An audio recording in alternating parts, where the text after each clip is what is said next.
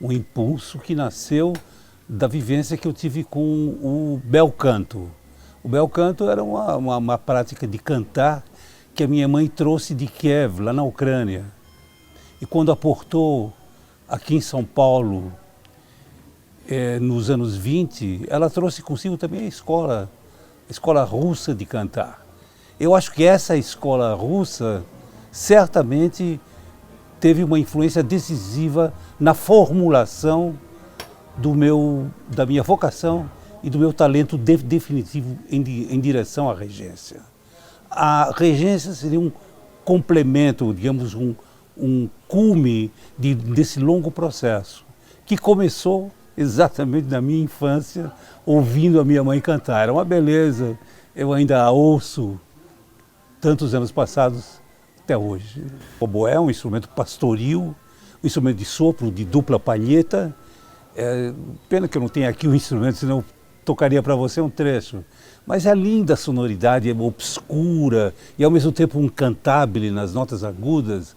É um instrumento fascinante e que quando eu ouço o oboé eu me maravilho ante a beleza incontida daquelas notas que remontam à antiguidade. O oboé foi um veículo de eu poder ingressar em orquestra, entender a linguagem dos músicos e, posteriormente, chegar à conclusão de que seria naquele ambiente que eu formaria e desenvolveria a minha carreira. O madrigal renascentista segue a esse impulso original do canto, mas pela primeira vez eu formulei a ideia de fazê-lo, de dar a essa minha visão do canto uma estrutura coral, ou seja, o coletivo. Eu pensava individualmente, agora penso em coletivo. Ela era muito grata ao Brasil. Eu acho que, de uma certa maneira, quando ela dizia isso, ela estava inflando no meu consciente e inconsciente a minha dádiva em relação a essa terra maravilhosa. E o que eu faço, no fundo, ao dirigir corais brasileiros e orquestras brasileiras, é dar um grande agradecimento ao povo e essa terra que também a acolheu. Houve um momento onde todas as dúvidas que me cercaram, desde criança, desde adolescente, elas se dissolveram e deram consistência, essa força interior que brotava. Era uma espécie de luz interior, que dizia, não, o teu caminho é esse, a tua vocação é essa, esquece o resto. Foi assim, uma conclusão definitiva e não sujeita a nenhuma dúvida. Assim, será que como brasileiro judeu eu vou sentir as mesmas coisas que aquele povo massacrado nesse país sentiu durante o Holocausto? Eu me perguntava isso diariamente, antes de tomar a decisão irreversível de partir. Essa decisão foi formulada em cima de um conceito humano. Eu dizia, bom, se houve tanta gente ruim, há de existir uma camada da população que seja humana, que possa aceitar o convívio de povos distintos. E o povo judeu é parte da história alemã. Ele se mescla em algumas coisas essenciais, como a música, a cultura. Então, é uma pergunta que eu fazia com certo receio, mas eu já sabia a resposta. Eu iria encontrar na Alemanha uma camada de pessoas que tinham sofrido aquilo tudo, mas que permaneciam mais do que tudo seres humanos e que me compreenderiam. Eu estava lá para aprender tudo aquilo que a Alemanha tinha a me proporcionar. Uma imensa experiência musical, né?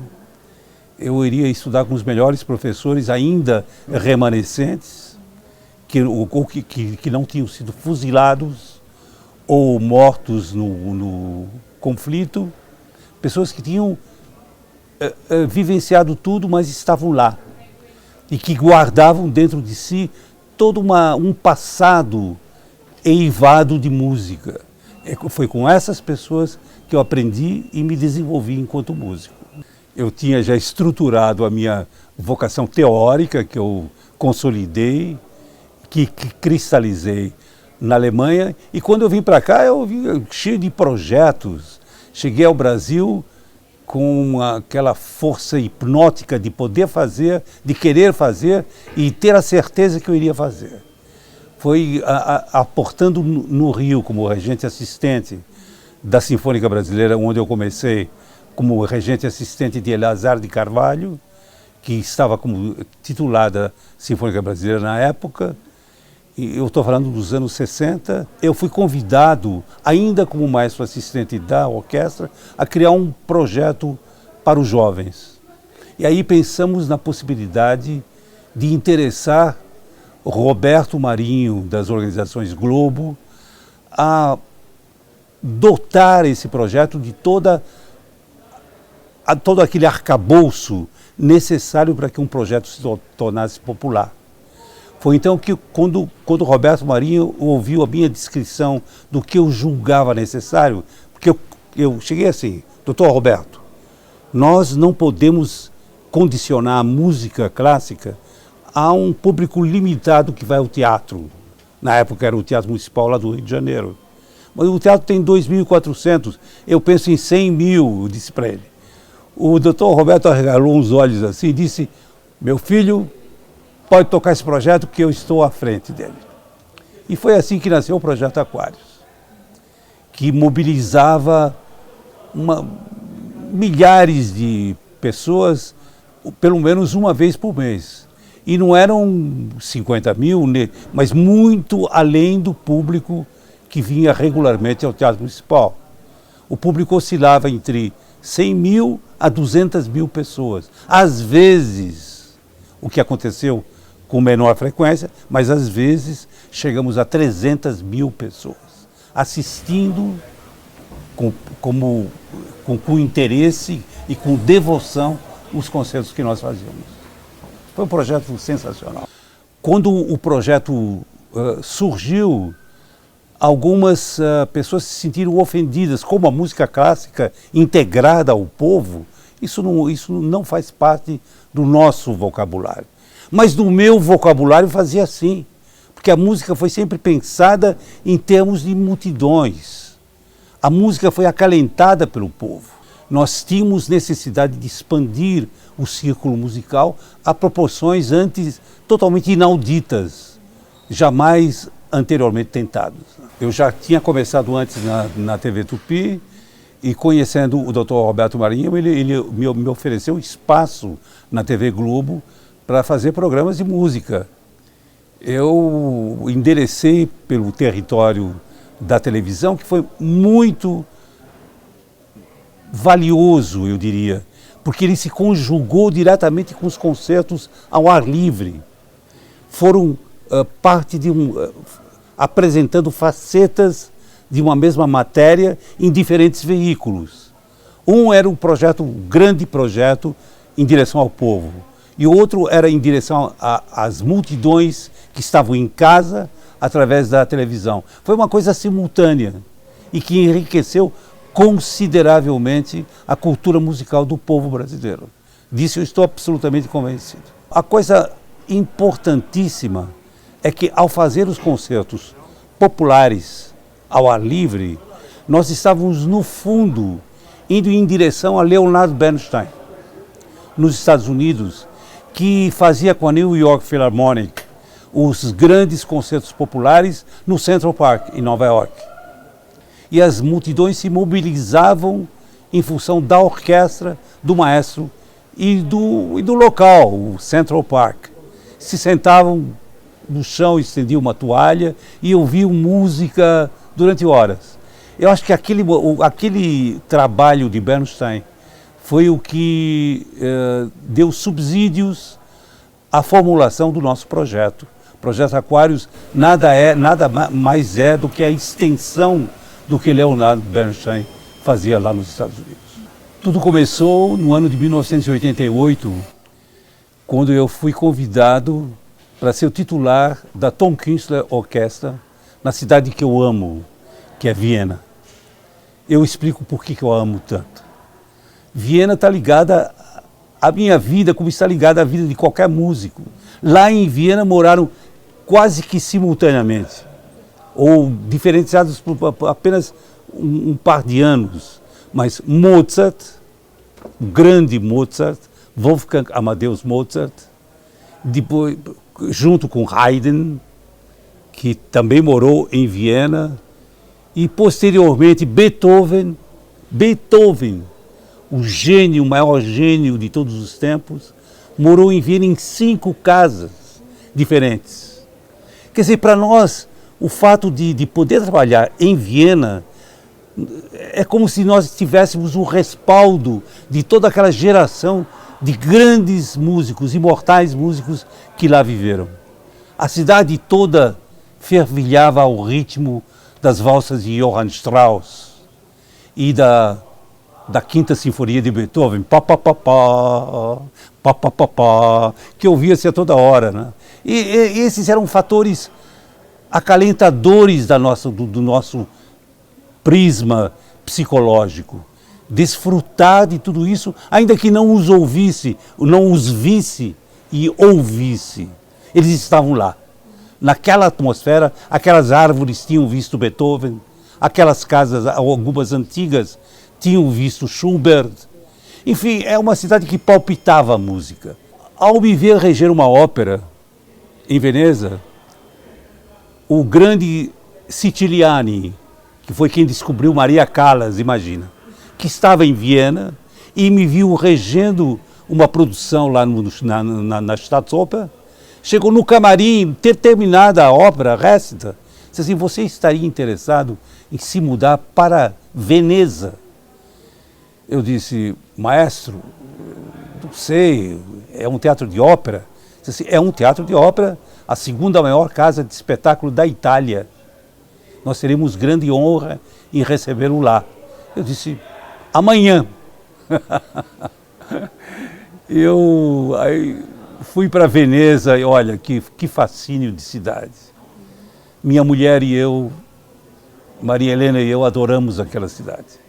A preparação é mais do que fundamental, mas ela desacompanhada da intuição, da possibilidade de gerir as frases musicais, de gerá-las, e o aprofundamento da concepção das frases, ela é que provém desse trabalho árduo, diário, constante e permanente, até a morte.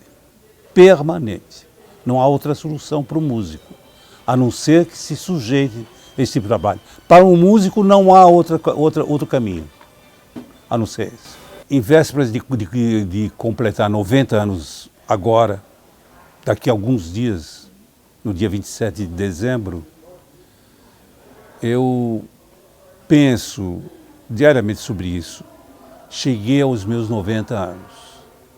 O que eu fiz e o que eu ainda poderei fazer se Deus me der saúde e a mesma lucidez com a qual eu caminho diariamente. E eu digo, nada mais do que a vontade de estudar. Eu preciso dela. A vontade é parte integrante do meu processo enquanto ser humano. Sem ela, melhor desistir de tudo e gozar de uma bem acolhida férias de aposentado. Essa palavra aposentadoria para mim é um palavrão. A música me ordenou militância. Militância total, de manhã à noite, como um político a tem, como qualquer pessoa que se dedica tem. A militância é parte do processo. Para mim, a estrutura vital de permanecer músico é continuar estudando sem parar. É um concerto que vai acontecer no dia do meu aniversário, dia 27 de dezembro, na Cinelândia, que é um local um dos mais simbólicos do Rio de Janeiro. Foi onde militava Villa-Lobos, tocando violoncelo, foi onde ele regeu algumas das composições dele. E nas escadarias do Teatro Municipal, onde também Villa-Lobos esteve, eu começaria o concerto. Logo pensei numa obra de Mahler. Por que Mahler? Porque quando a Filarmônica de Viena aqui esteve com Toscanini, perdão, com Richard Strauss, em princípios do século passado, foram ali no Teatro Municipal onde eles executaram a primeira sinfonia de Mahler. Uma obra de Mahler. Então há um vínculo da minha identidade enquanto brasileiro e músico com a linguagem de Mahler, que iria ser aprofundada imensamente no decorrer da minha permanência em Viena. Quando se fala em compositores, eu perco a cabeça, né?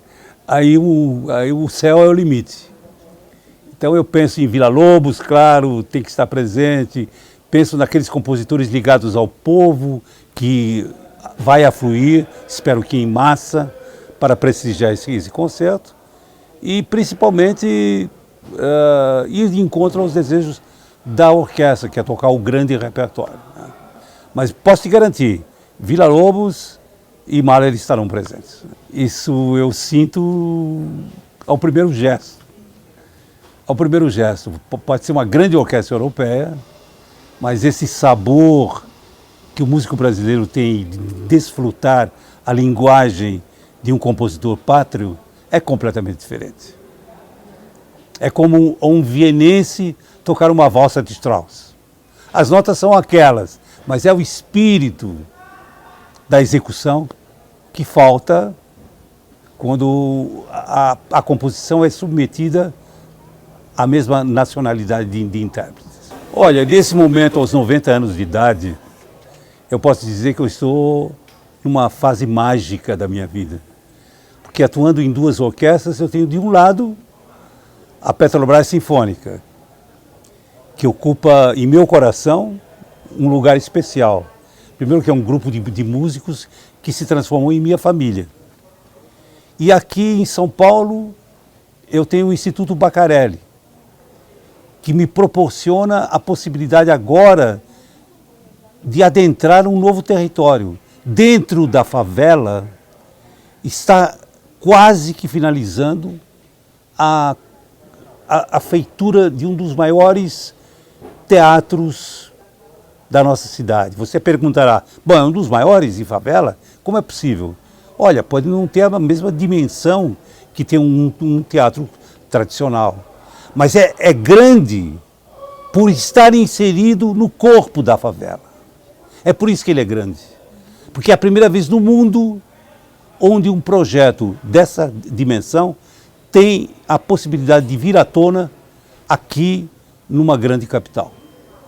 Eu me orgulho também muito e devo agradecer também ao esforço gigantesco que tem feito o Edilson Venturelli e no acompanhamento da obra de manhã à noite. É um trabalho incansável, mas esse teatro, se você visitá-lo, você vai ter uma enorme surpresa. Eu espero que um jovem não passe pelas mesmas dificuldades que eu já passei, não. Ele vai certamente encontrar um ambiente melhor. Mas a vida de um maestro é muito complicada. Exige tenacidade, exige devoção, exige fé em si mesmo, na tua capacidade, e exige um golpe de sorte enorme de encontrar um ambiente que propicie o ensino da música e o desenvolvimento de novas carreiras musicais. Eu fico muito contente pelo fato da Petrobras Sinfônica estar lançando um concurso para jovens regentes, que vai acontecer esse ano no Teatro Municipal do Rio de Janeiro. Esse é um projeto maravilhoso, porque eu vou estar trabalhando com jovens com oportunidades que eu nunca tive na minha vida. Eles vão ter a possibilidade de, em primeiro lugar, trabalhar como orquestra. Segundo lugar, trabalhar comigo. Terceiro lugar, ganhar um prêmio que os fará dirigir a orquestra Petrobras Sinfônica no Teatro Municipal. Isso é maravilhoso. Tomara que todas as outras gerações tenham essa possibilidade. Já fiz tanto E ainda há tanto a fazer. E eu rezo diariamente, Deus me dê mais alguns aninhos de vida para eu poder colocá-los em prática.